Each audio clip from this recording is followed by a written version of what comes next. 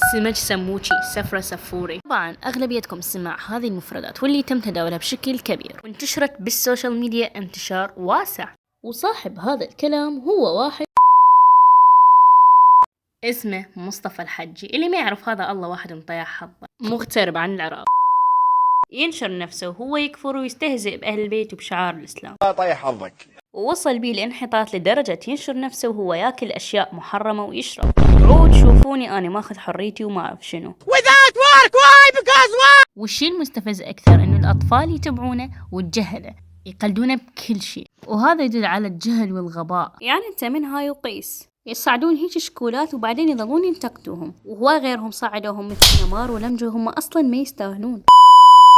زين فد سؤال، هو شنو فرقه عن سلوان موميكا؟ انت بس على سلوان زبالة نفشت ريشاتك. ترى اثنينهم نفس الشي، بس الفرق انه سلوان موميكا سواها بتعصب، اما مصطفى هذاك سواها بكوميدي، او بالاحرى هي تفاهة بس انت تشوفها كوميديا لانك انسان تافه وبس والله.